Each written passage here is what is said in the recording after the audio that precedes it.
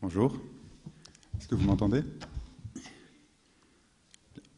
Je tenais avant tout à remercier Alain Badiou de m'avoir invité à tenter d'esquisser pour vous la classification des infinis supérieurs qui est exposée aux sections 3 à 6 de l'immanence de vérité.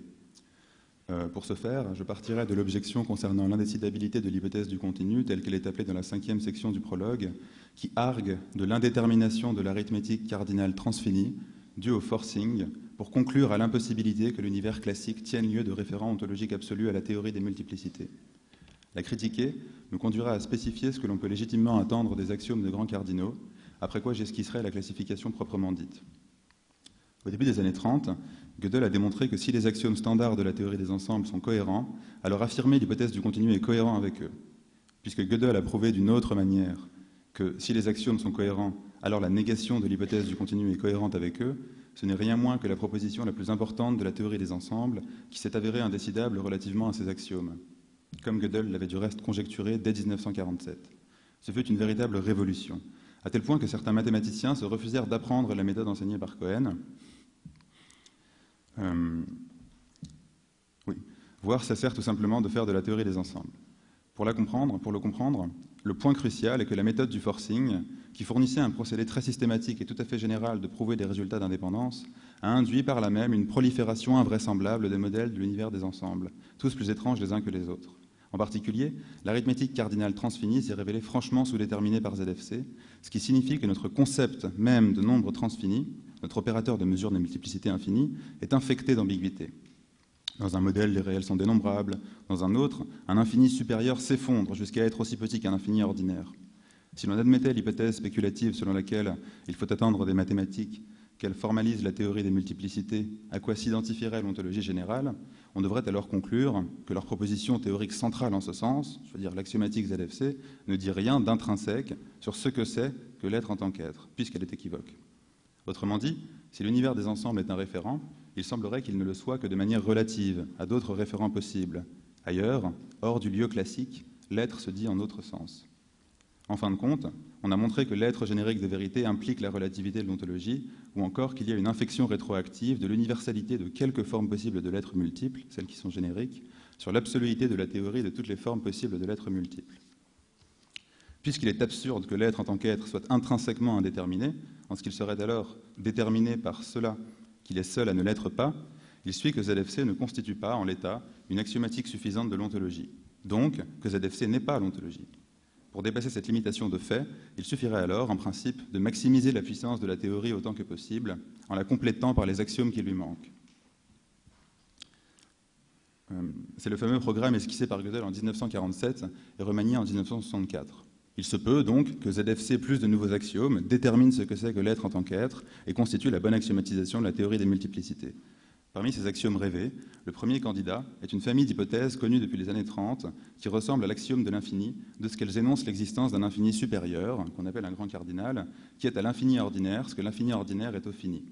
Et puisqu'aucune hypothèse de cette sorte n'est démontrable dans ZFC, car le contraire contredirait aussitôt le second théorème d'incomplétude, elles sont bel et bien des axiomes. Mais alors, demandera-t-on aussitôt, comment s'assurer que ces nouveaux axiomes de l'ontologie soient vrais? En fait, on ne peut jamais savoir si un axiome de grand cardinal est vrai, mais il peut arriver que l'on conclue qu'il est absurde, donc qu'il n'est même pas faux et ne peut pas être vrai. C'est une contradiction suite de sa supposition. Admettre l'existence d'un infini supérieur revient dès lors à parier que tout le monde aura beau inspecter l'univers des ensembles dans ses moindres détails, personne ne trouvera une contradiction. À parier que, stigmate du réel, l'impossible fait foi. Un axiome de grand cardinal qui, ayant été énoncé depuis fort longtemps, sans pour autant qu'une contradiction en ait été déduite, bénéficierait certes de l'évidence partielle d'une induction incomplète, mais devrait encore se justifier soit par sa conformité morale à une représentation a priori de ce que doit être l'univers des ensembles, soit par son utilité à la pratique mathématique ordinaire. Toute la question est alors de savoir si ces axiomes sont les bons. Autrement dit, à supposer que nous ayons formulé tous les axiomes de grands cardinaux, qui soient vrais et que nous le puissions savoir, aurait-on pour autant saturé l'axiomatique de l'ontologie générale de sorte qu'elle détermine l'être en tant qu'être de manière purement univoque, c'est-à-dire qu'elle décide toutes ses propriétés intrinsèques et seulement elles? Eh bien précisément pas. Un théorème, démontré par Lévy et Solovey en 1967, admet pour corollaire que les axiomes de grands cardinaux ne peuvent pas décider l'hypothèse du continu. C'est-à-dire que la zone entre le discret et le continu, de même que celle entre n'importe quel cardinal et son successeur, reste ambiguë. De là qu'il y ait d'autres axiomes de l'ontologie générale que les axiomes de grands cardinaux, comme par exemple les axiomes dits de forcing propre. Mais puisque les axiomes des grands cardinaux font l'objet d'un consensus relatif au sein de la communauté des théoriciens des ensembles, la compatibilité avec ces mêmes axiomes reste souvent un critère de sélection des autres axiomes. Grossièrement, on peut alors distinguer deux programmes de recherche d'axiomes suivis par l'école californienne de la théorie des ensembles, qui méritent plus ou moins que nous y placions nos espoirs. D'abord, le programme du multivers générique et de la oméga conjecture, plutôt en vigueur entre les années 80 et 2000. Ensuite, le programme de l'hyperunivers et de la L-ultime conjecture, défendu aujourd'hui encore. Sans entrer dans les détails, notons ce fait déconcertant que les deux programmes divergent quant au problème du continu. En effet, si la oméga conjecture est vraie, peu importe ce que cela veut dire, l'hypothèse du continu est essentiellement fausse. Tandis que si la L-ultime conjecture est vraie, l'hypothèse du continu est vraie. Donc, nous savons qu'il existe une axiomatique parfaite de la théorie des multiplicités, cependant que nous ignorons quelle elle est. Tout au plus pouvons-nous stipuler que le seul nouvel axiome que les théoriciens des ensembles s'accordent aujourd'hui à reconnaître comme standard est l'axiome que l'on appelle de détermination projective. En dernier recours, la justification de la thèse métaontologique selon quoi ZFC plus l'axiome de détermination projective plus les axiomes de grands cardinaux qui sont vrais plus les autres axiomes, c'est l'ontologie générale. Cette thèse dépend du développement historique ultérieur, positif et imprévisible de la théorie des ensembles, avec ses aléas spéculatifs et ses aventures théoriques. Mais si ZFC n'est pas l'ontologie, tout n'est pas perdu, car reste en tout cas, d'une part, que les 9 axiomes standards, les bons axiomes de grands cardinaux et l'axiome de détermination projective, d'autre part, les théorèmes qui s'en suivent sont absolument ontologiques parce que vrais dans tous les modèles, et cela suffit. Voilà.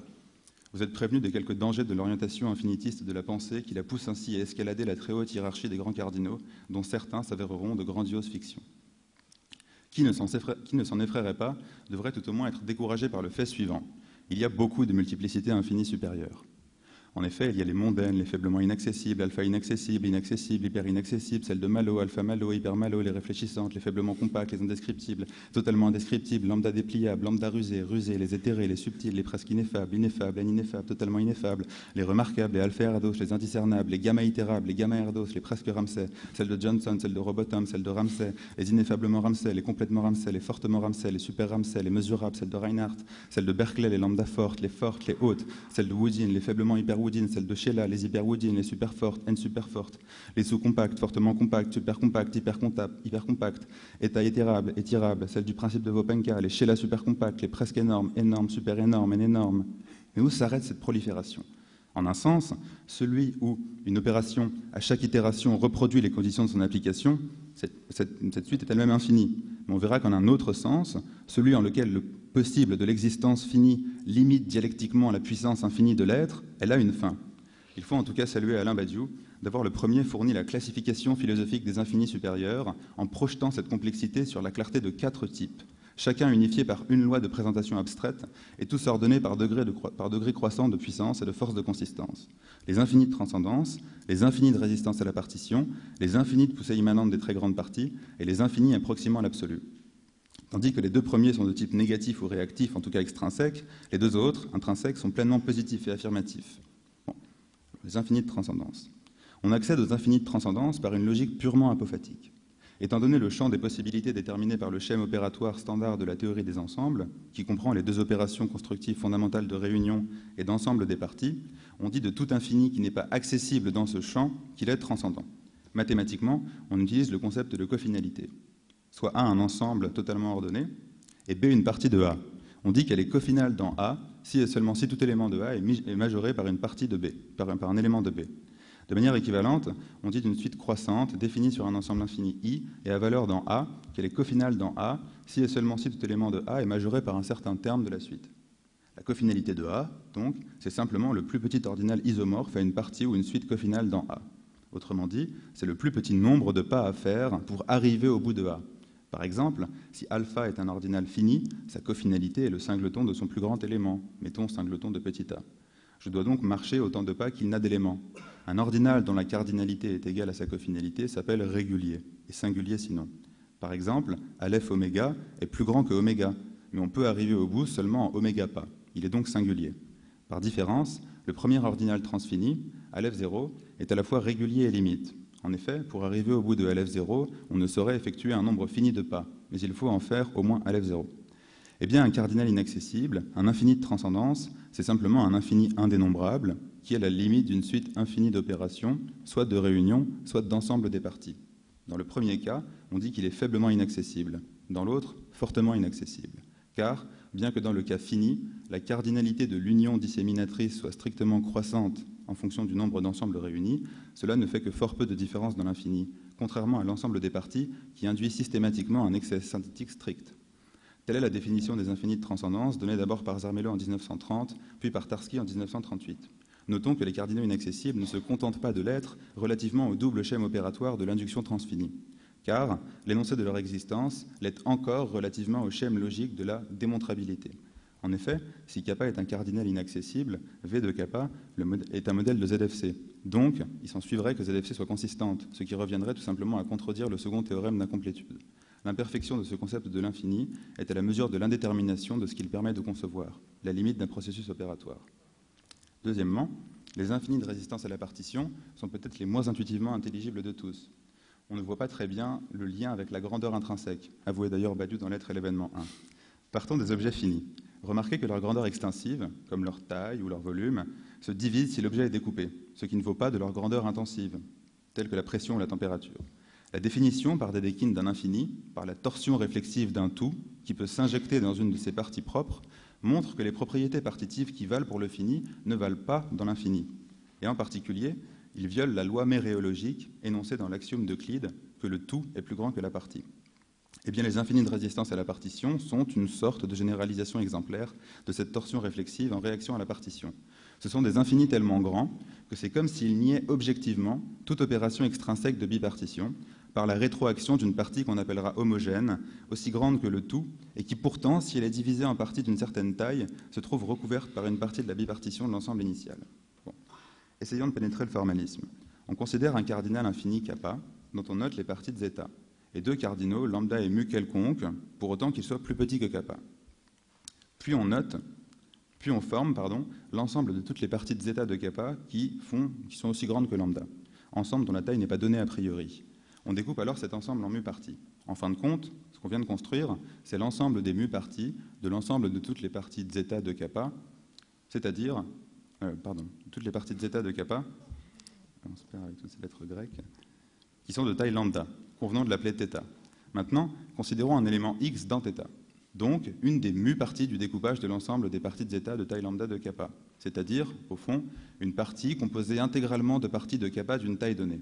Quand kappa résiste à la partition, cela signifie que, pour toute telle partition, il existe une partie, notons la h, qui s'avère aussi grande que kappa, bien que l'ensemble de ces parties de taille lambda soit contenu dans une autre partie qui est faite de parties de kappa d'une certaine taille. Techniquement, une telle partie rebelle est dite homogène pour la partition. Et Ramsey a démontré en 1930 que si l'on forme l'ensemble des parties à m éléments de oméga et qu'on les colorie en un nombre fini de couleurs, quelle que soit la manière de les colorier, il existe forcément une partie infinie dont les parties finies sont toutes de même couleur. Le premier ordinal transfini est donc le premier à résister à la partition. Pour toute partition finitaire, il existe une partie qui lui est homogène. On dira d'un infini indénombrable, qui de surcroît résiste à la bipartition de l'ensemble de ses paires, qu'il est compact, tandis qu'on réservera le nom de Ramsey à ceux qui résistent à la bipartition de l'ensemble de leurs parties finies, qui peuvent par définition être plus grandes que les paires, de sorte que la partition imposée soit encore plus contraignante et restrictive. Tout infini de résistance à la partition est en particulier transcendant, mais la réciproque n'est pas vraie. C'est donc bien une sorte plus grande d'infinité. Passons maintenant aux infinis de poussée immanente des très grandes parties. On doit leur formulation initiale à Ulam en 1930 dans la langue de la théorie de la mesure de Lebesgue. Mais ne soyons pas, je cite Pierre Samuel, une réécriture du Vierge et du Vivace et du Bel aujourd'hui de Mallarmé, il la chose suivante, ne soyons pas le défenseur attardé d'un passé qui a fui, ignorant les secrets de la topologie. Et considérons la définition moderne, due à Élie Cartan en 1937, qui est plutôt d'avoir un ultrafiltre non principal kappa complet. Bon. Ce concept mystérieux formalise une sorte d'algèbre sur un ensemble infini, qui tout à la fois sélectionne une famille infinie de toutes ces très grandes parties, au sens où elles sont presque aussi grandes que le tout, et mesure leur puissance intrinsèque. L'intuition est celle d'un filet aux mailles suffisamment lâches pour ne capturer que les très grandes parties. Puisqu'Alain Badiou tient à, je cite, donner à ce mot, celui d'ultrafiltre, le statut d'une catégorie philosophique, il est essentiel de comprendre un peu sa mathématique sous-jacente. Si E est un ensemble, on appelle filtre sur E, et on note F, l'ensemble des parties de E, qui, pour ne retenir que les très grandes parties de E, doit satisfaire les conditions suivantes. D'abord, que le tout est grand. Ensuite, le vide n'est pas grand, il est petit. Deux très grandes parties quelconques le sont tellement que leur intersection aussi reste grande. Si une très grande partie est recouverte, contenue, enveloppée par une autre partie de E, alors elle aussi sera une très grande partie. Pour qu'il soit un ultrafiltre, qu'on notera U, il faut et il suffit qu'il satisfasse une condition supplémentaire d'exhaustivité, à savoir que pour toute partie de l'ensemble E, soit elle est très grande, soit son complémentaire l'est. Par ailleurs, on dit d'un filtre qu'il est maximal pour l'inclusion si et seulement si il n'y a aucun filet qui ne soit plus grossier que lui, en ce qu'il aurait les mailles plus lâches. Ou alors, si tout autre filet est plus fin, de ce qu'il a les mailles trop étroites. Ou encore, c'est un filtre qui recouvre, enveloppe, contient tout autre filtre. Remarquez que tout ultrafiltre est maximal. C'est dire qu'un ultrafiltre systématise considérablement la recollection des très grandes parties d'un ensemble, tant par l'exhaustion que par la maximalisation.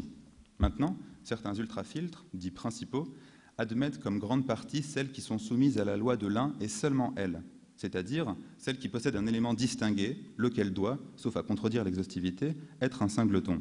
On cherchera autant que possible à s'émanciper d'une telle loi en ne considérant que des ultrafiltres non principaux, alors très justement appelés libres.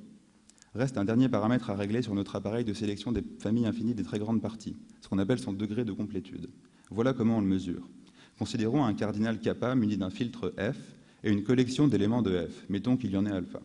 On cherche alors le plus grand alpha, tel que l'intersection des alpha parties soit encore dans F, et ce contre la loi usuelle décroissante de l'intersection. Autrement dit, on cherche le plus grand nombre possible de grandes parties dont l'intersection reste très grande. Nous sommes maintenant en mesure de définir une multiplicité complète comme un infini indénombrable kappa sur lequel il existe un ultrafiltre libre et kappa complet.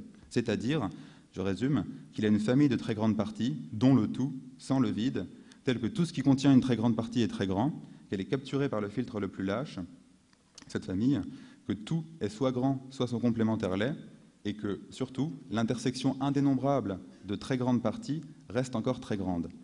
Notons que le cardinal mesurable, ce que Badiou appelle aussi une multiplicité complète, est en particulier un cardinal de Ramsay, c'est donc bien une sorte supérieure d'infini. En 1961, Scott a démontré que l'existence d'un cardinal complet et la réduction des multiplicités à celles qui sont constructibles étaient contradictoires, si bien que, par le principe de maximalité, Woodin en a conclu qu'il doit y avoir des multiplicités inconstructibles, ce qui, pour Alain Badiou, signifie que l'ontologie de la finitude est fausse.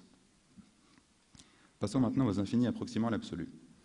À défaut de pouvoir penser l'absolu, car il est trop puissant pour être possible, on va chercher à, je cite, construire le concept d'une approximation de l'absolu, soit un infini presque absolu. Tout ce qui va suivre sera assez technique. Que l'analogie suivante serve de guide à notre intuition. La substance absolue est à ses attributs et à ses modes, ce que l'univers des ensembles est à ses classes et ses ensembles particuliers. À ceci près, c'est une substance multiple, abstraite et inconsistante.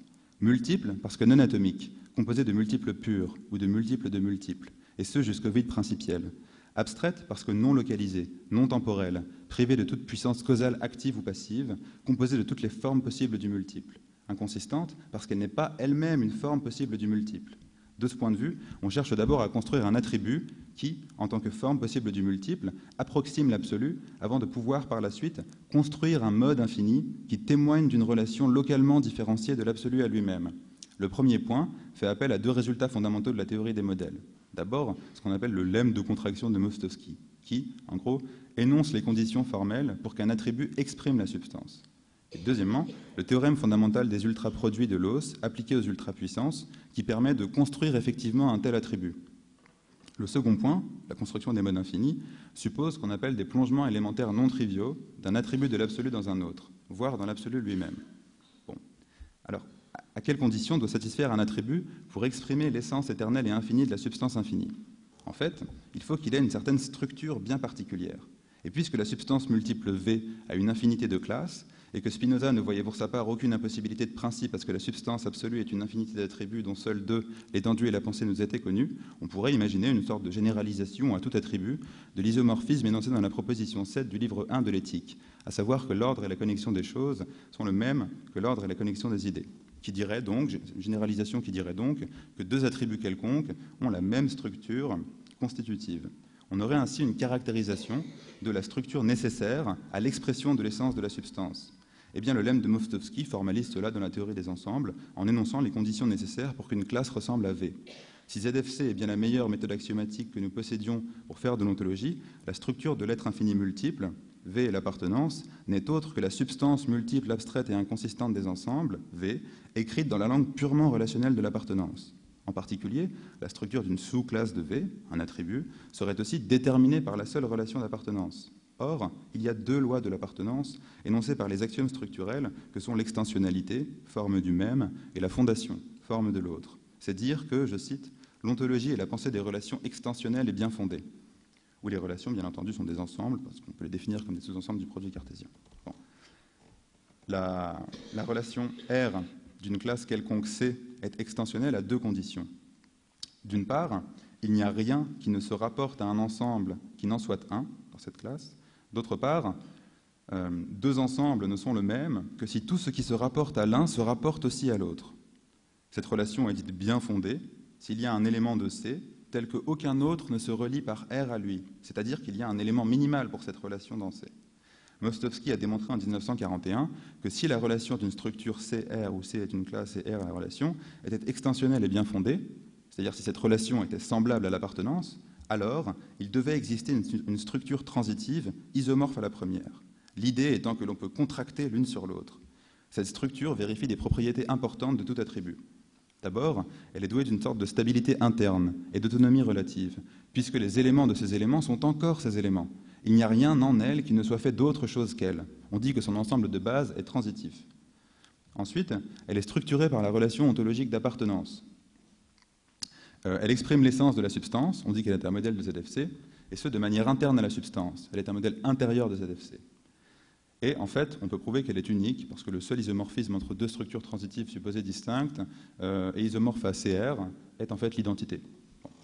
Donc toute construction d'un attribut de l'absolu devra vérifier ses propriétés formelles. Mais comment construire concrètement un tel attribut de l'absolu? Le concept clé à cet égard est celui d'ultrapuissance de l'absolu. Vous pouvez considérer la puissance infinie d'une structure, mettons la ième puissance avec i variant dans un ensemble infini dénombrable i, en opérant i fois le produit de la structure avec elle-même. C'est par définition l'ensemble des fonctions f qui, à tout i de grand I, associe un f de i dans cette structure. Un peu plus tôt, on cherchait à définir des parties presque aussi grandes qu'un ensemble infini, une approximation du tout par une partie. Maintenant, on cherche à approximer concrètement la vraie relation ontologique d'appartenance, c'est-à-dire à définir la presque appartenance. Techniquement, cela revient à utiliser, comme on pouvait s'en douter, un ultrafiltre, comme tout à l'heure. En fait, ce qu'on va faire, c'est quotienter la puissance infinie des structures par un ultrafiltre.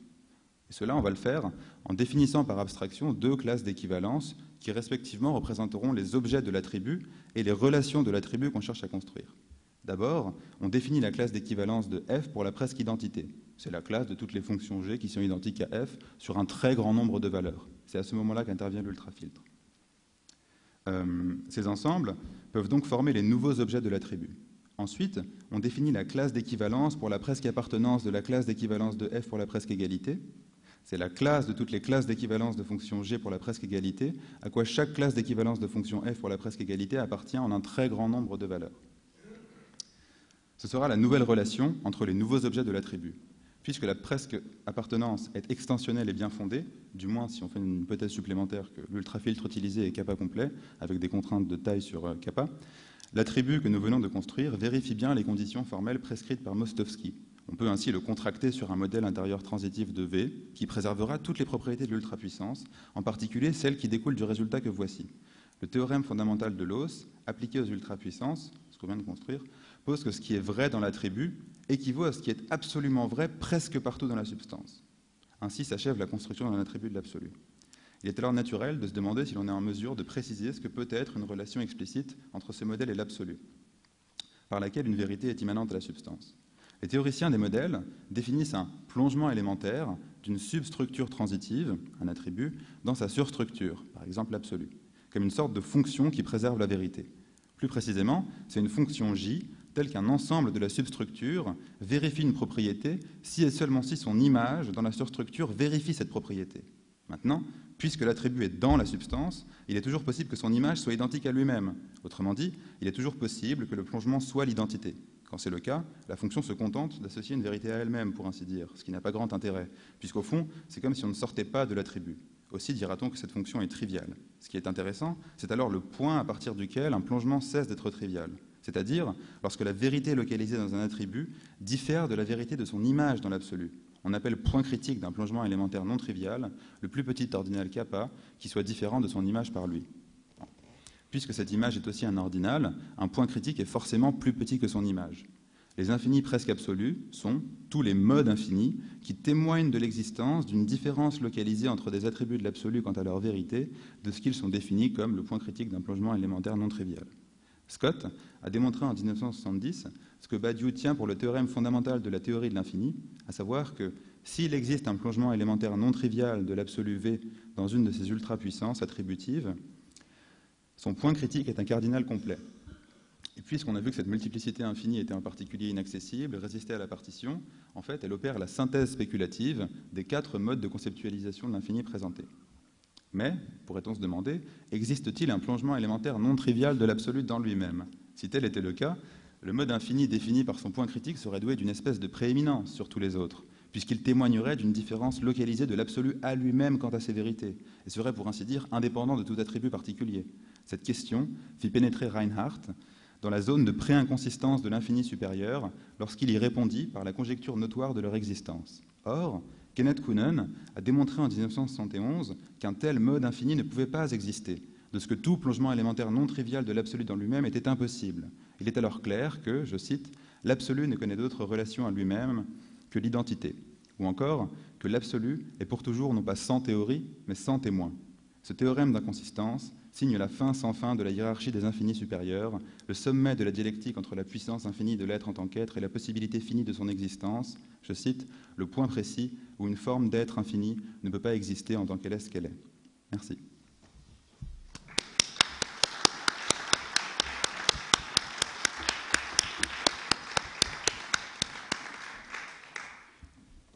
Merci d'avoir parcouru à une vitesse imposée, si je puis dire, des choses que nous allons retrouver naturellement plusieurs fois sous différentes formes et sous différents angles dans les autres interventions.